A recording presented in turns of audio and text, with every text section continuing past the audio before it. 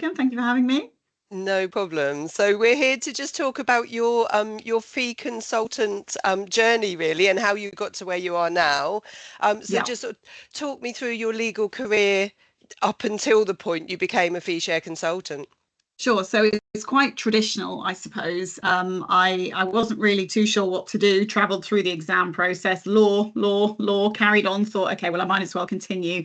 And was really fortunate enough when I did my training contract to find the area that I love, which is private client. I think the earlier we can find our niche, the better, because it makes for a happier journey, doesn't it? So I've been a private client lawyer for 25 years now, which is pretty horrifying. And I started outside London. I moved into central London. I did a few years there, and then noticed all of my friends were leaving London and thought, what's going on? And had an opportunity to move to Gloucestershire, which I did. So I relocated out there to some very traditional sort of high street practices, which were great, for private client lawyers, old money, big farming families, really interesting, sort of actually quite sophisticated stuff. I had a great senior that I worked under who I really fondly remember, and then had an opportunity to move to a more commercial practice in Cheltenham, which was terrific actually, because it was very different. It wasn't old money traditional private client work. It was new money, entrepreneurs, business owners, really quite a different scene for me. And I loved it actually. I loved the type of work because it broadened my horizons quite a bit. And then the pandemic hit. So, fast forward sort of 20 years, and there was an opportunity to make a change. I know a lot of people had quite a difficult time during the pandemic, and I'm very respectful of that. Actually, for me, it was a game changer professionally because it presented an opportunity to make a change, which I took. I'd already been thinking about making a change, and this was just the universe, I think, pointing me in a different direction. So I took the leap of faith to leave the traditional law practice back in 2020 when I found Legal Studio. And so what was it that attracted you then to the sort of, it is a change. So what was it attracted you to the sort of the consultant and the fee share model? So I think I'd already had my head turned by it. In 2015, I'd had a conversation with Keystone, and it was quite an interesting conversation at the time. It was about a team move. And so 5 years earlier, I'd been aware that there was a different way of doing what we do. And I mean, back then, it's quite a long time ago now, isn't it? 10 years ago. And yeah. I know it's a relatively newish kind of structure for lawyers, isn't it? This consultancy model. But back then, I think Keystone were the leaders. I don't know how many others there were, but they were certainly at the forefront. And so I met them. I had a really good chat. And I think at that point, the seed was sown in my mind about how we can do things a little differently. So by the time of the pandemic and the opportunity that I had to make a change, I actually did go back to Keystone and had another chat with them. But this was 5 years on, and they had grown exponentially. And it was really interesting. And the phrase that's in my head is a little frying pan fire.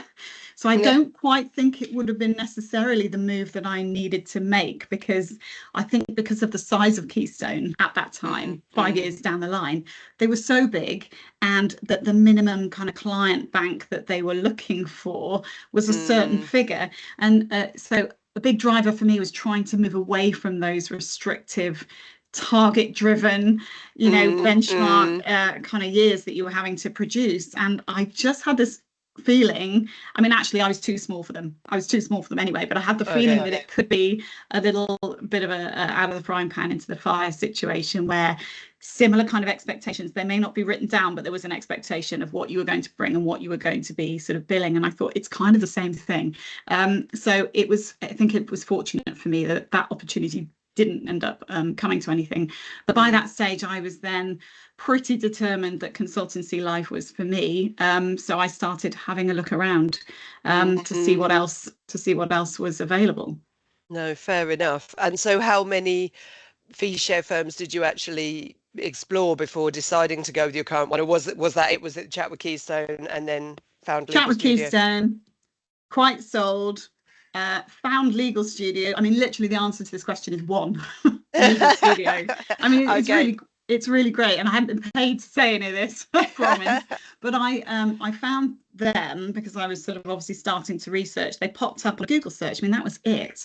I knew that I wanted to be a bit further north. So as it turns out, it does not matter where I am in the country. And we have consultants, you know, all over the country, nationwide, which is terrific. But at that time, I sort of had a northern search on. And the website popped up. I thought it was fresh, it was punchy. I really loved the way it was written. And I just had this inkling that these might be my people. So I made a call. I had a chat with Matt, who's one of the founders of Legal Studio. Really nice call with Matt. He was very quickly saying to me, you should talk to Ian. You should talk to Ian. And then I had a quite quick call with Ian, maybe a day or so later, I think, and sold. I mean, just sold immediately. I think you get that feeling when you speak to certain people. I hate that phrase, this is my tribe, but it's quite cheesy, but it's totally true in this case. I thought these are my people, this is my tribe, this sounds great. Ian was terrific, could not have been more helpful, was very fair. There's no hard sell. Ian is saying, you know, do you want to get together? I can tell you about what life looks like as a consultant, the ups, the downs. It was you know, there was no pressure. It was just a realistic viewpoint on all of this. And if we are the right people for you, that's great. If we're not, then at least you've got a bit of information and you may, you know, continue your search in a different direction. And so I appreciated the honesty. You know, when you get to a certain stage in your career working for certain firms, you know, it's not necessarily the honest view that you get all the time, is it? People aren't as generous in the direction that they want to steer you in, because it's usually quite focused on a certain self-serving end game, isn't it? But Ian's motivation, and Matt's as well, has always been, we would like to help. We can show you that there's another way of doing things, whether that's with us or someone else. You know, we would like to help. And that attitude has continued the entire time through my journey at Legal Studio. I mean, it's still exactly the same message, and I'm so proud to be a part of a business that is genuine and, you know, really feels it's talking the talk, it's walking the walk, it's doing everything. Fabulous. No, that's fair enough. Well, you probably answered the next question, which is what was it specifically that attracted you to the firm? But that's absolutely fine, because you're obviously is such a, you know, I think I'm deeply held belief for you. So I'm quite instinct driven, and so, you know, if I have a feeling that this feels good, I tend to sort of go with that. I'm not one for kind of sitting and writing lists and thinking about it for 6 months. I must admit, I've been called impetuous before, but I think it's a positive thing in my case, because, you know, you get a feeling about it and you think this feels right. I'll follow this until it stops feeling right, you know, and it hasn't to this day. So, you know, Ian and Matt were a big attraction, because they represented their business beautifully. And, you know, again, they are the same people now that they were when I first spoke to them. And I think that counts for a lot, because sometimes people can change colours, can change spots, can't they, through journey. So it's not just a honeymoon period. You know, it's a genuine relationship the entire time. Yeah, no, that's fabulous.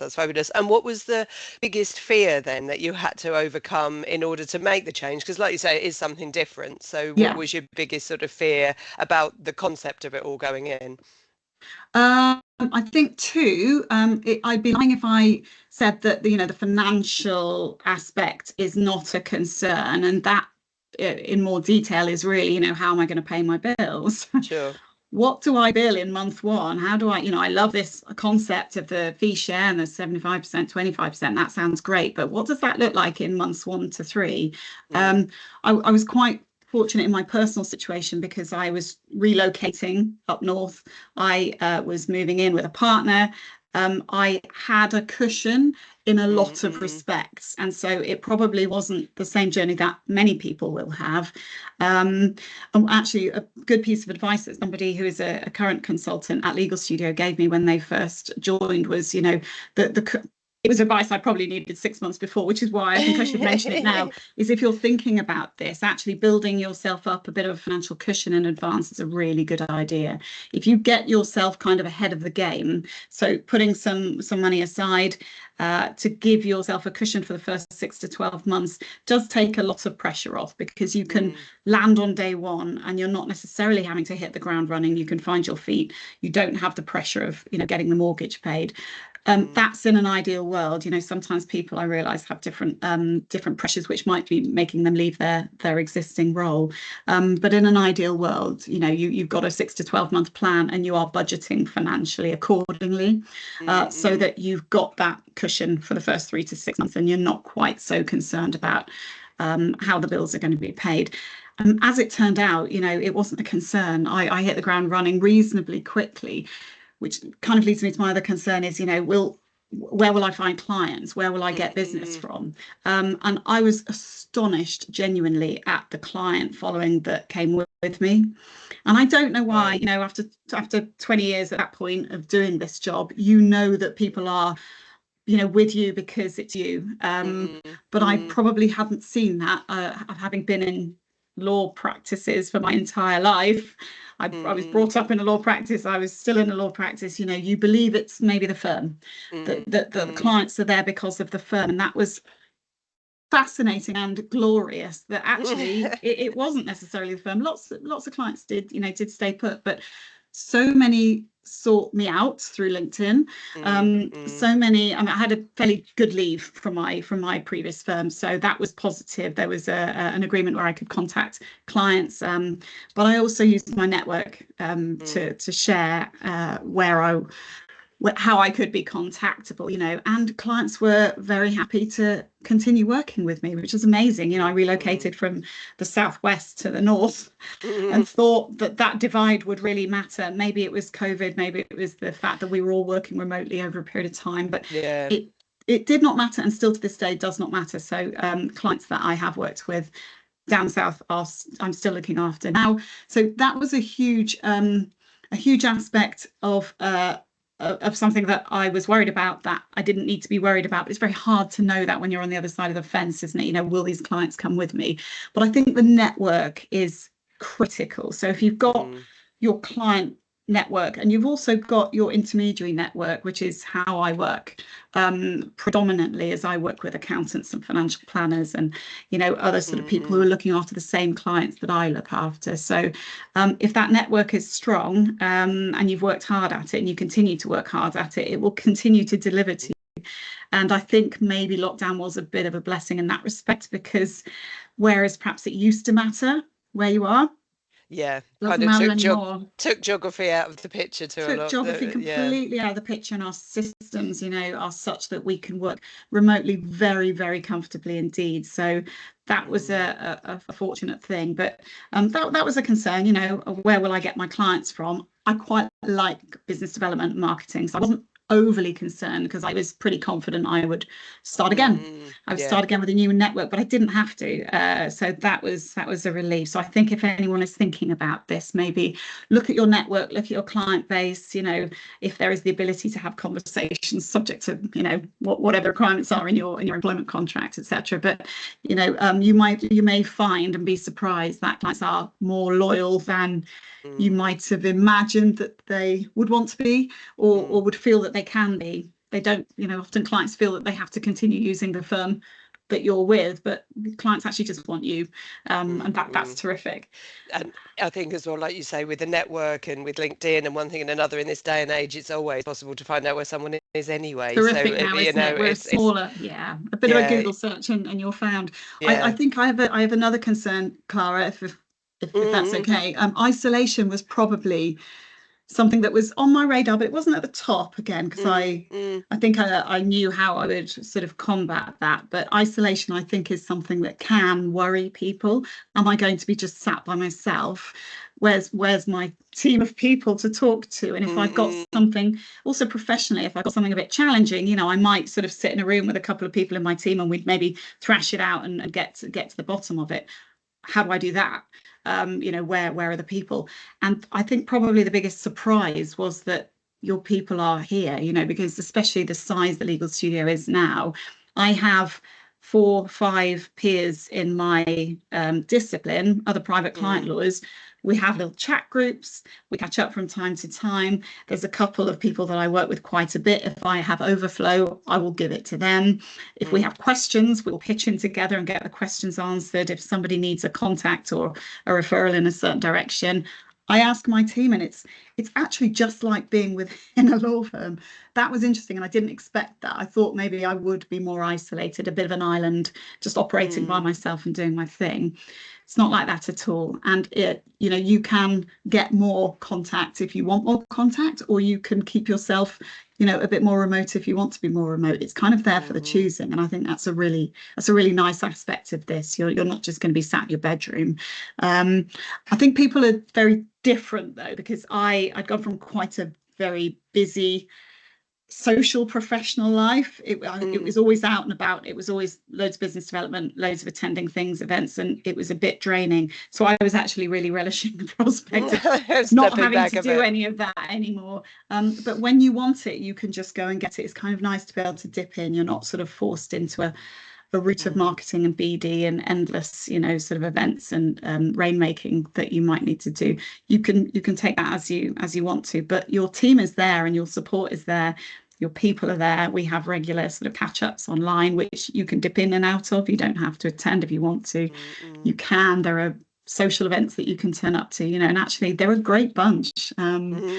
So that was the isolation point. I think is something that might concern people, but you just do what you did before, and your team are there if you want them. Sure. No, that's great. And what would you say then would be the biggest positives about the whole setup as a consultant doing the fee share, both for yourself personally, but also for your clients as well?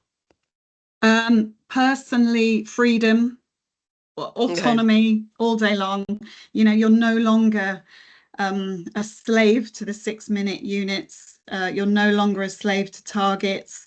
You are basically accountable to no one but yourself. So if I have a quiet month, Clara, and I decide I'm just going to have a few weeks, maybe take a holiday, I know, my expectations are managed. I have to manage my clients to let them know that I'm not going to be around necessarily. And I know that my income might be a bit less that month. That's fine. If as long as I sort of have a handle on my numbers, I know what that looks like. And the freedom to be able to make those decisions is everything. I've taken more holidays in the last 5 years than I can possibly tell you, but I take my laptop. I don't mind anymore. I'm not required to work. If I'm picking up my laptop, it's because I want to, and there's something going on, and I want to make sure it sees through. But as a result, I can be away much more than I could before. I'm not having to book holiday. So the freedom is everything. I can go and work in the coffee shop down the road if I want to. We've got a camper van. We might take off to the lakes for a few days, and if I've got a signal, I can do an hour or two of work. Nothing gets lost, and I don't have anyone watching where I am, needing my time recording. And I smile about it because it's the bane of everyone's life, as a professional lawyer, isn't it? Having to account for your time. And absolutely. When you don't have to do that anymore, you look back and think it's insane. Actually, it's insane having to log your day in units of 6 minutes, and having to get to the end of the day and the stress and the pressure of trying to explain what your day consisted of. And it might have been one of those days where you just spent a lot of time talking to people and there is nothing chargeable that you can put on that timesheet. I mean, it still gives me honestly a degree of anxiety thinking about that situation and how am I going to find it? Where am I going to find it? Because I'm going to show up on a report somewhere which shows my numbers are down. It's pretty hideous. It's not a nice way to have to operate. I'm not knocking it for people who manage that very well. For me personally, I just found it hard work, and the targets, the ever-moving goalposts. We want more. I don't have that anymore. I don't have time recording. I can bill what I like. The autonomy is there. If I need to do a freebie for someone because it's come through a certain source, I can do that. It doesn't matter if it takes me 3 days, as long as I know that my income for the month is what it needs to be. I don't mind. That's fine. So the freedom and the autonomy is everything to me. For clients, I think that just gives them a happier lawyer, right? I'm so happy in my working life. I can't tell you, it's changed everything. I love it. And so my relationships with clients are really good. I'm not billing them as urgently as I would have had to have done before. That monthly deadline is coming. I've got a fee target to meet. I'm going to chuck in some bills. And I used to feel a bit uncomfortable. I was possibly billing them slightly earlier than I might have otherwise done, but I had to because I've got to get that billing because I've got a target to meet.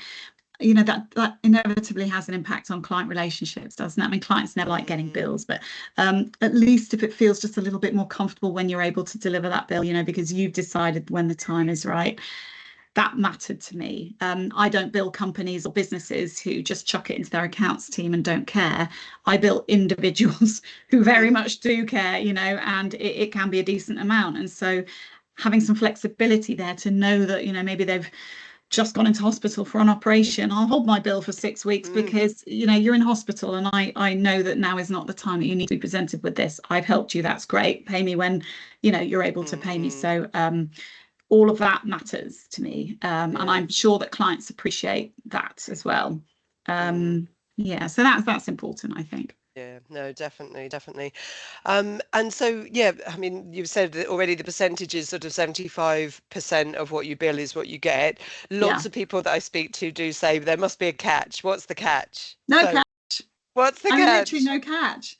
There is no catch, and it can be more generous than that if you are billing more. You know, we have a kind of a banded scheme in Legal Studio. If you bill over a certain amount in any one year, then you may be taking a higher percentage. I mean, there literally is no catch.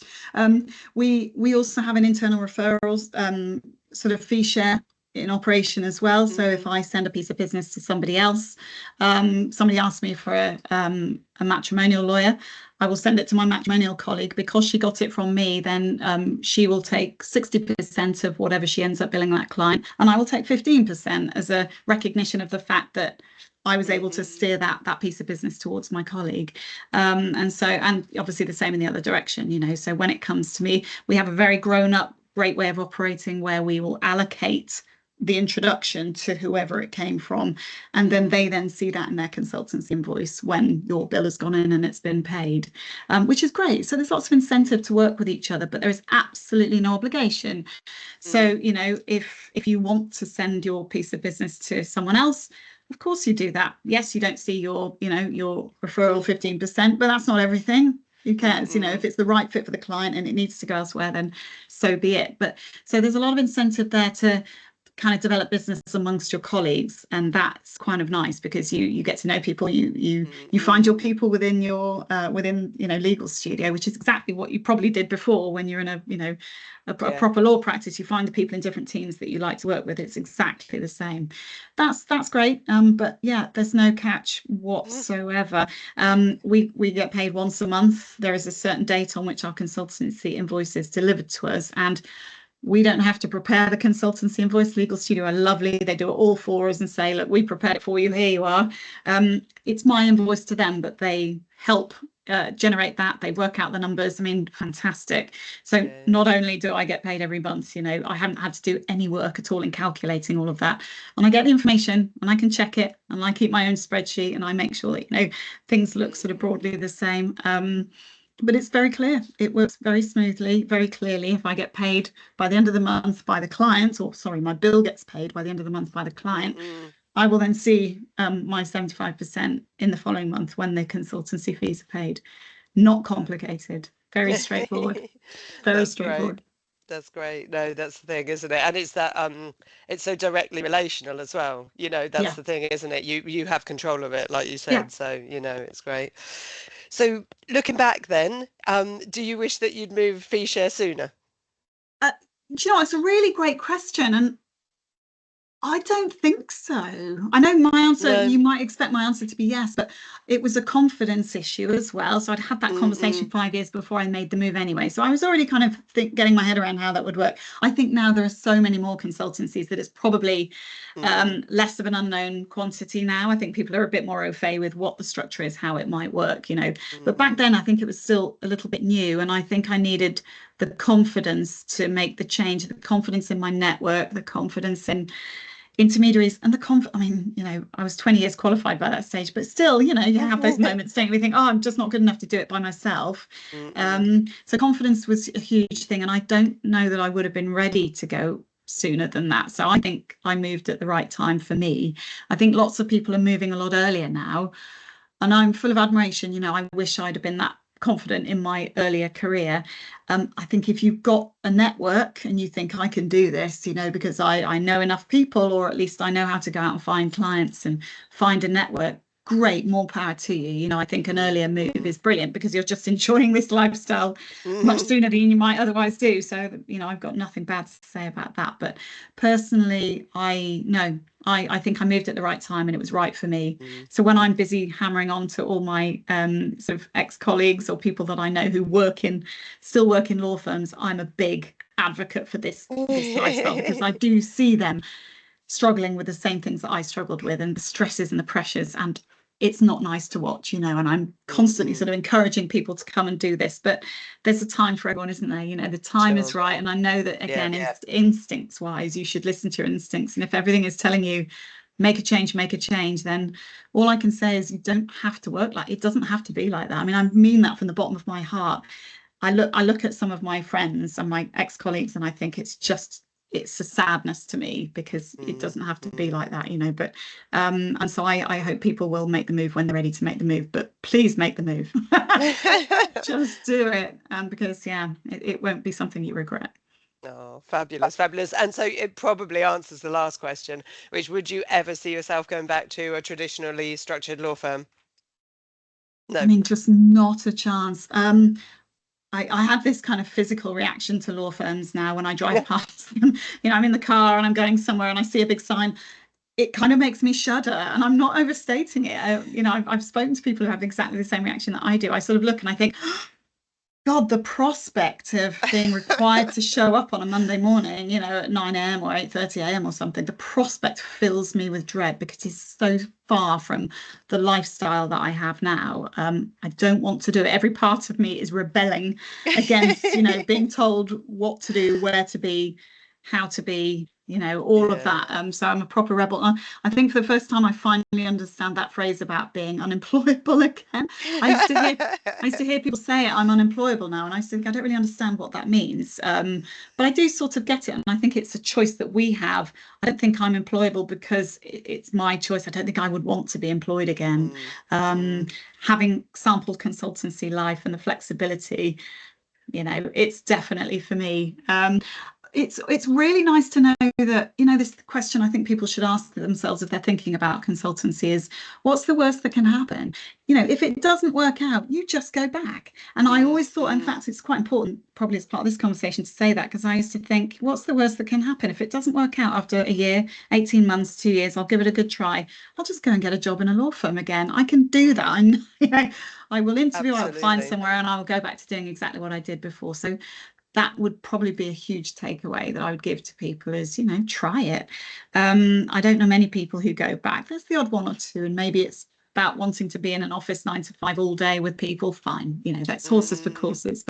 Knowing that you can return is everything, isn't it? But not for me. Thank you very much. I don't think I can do it.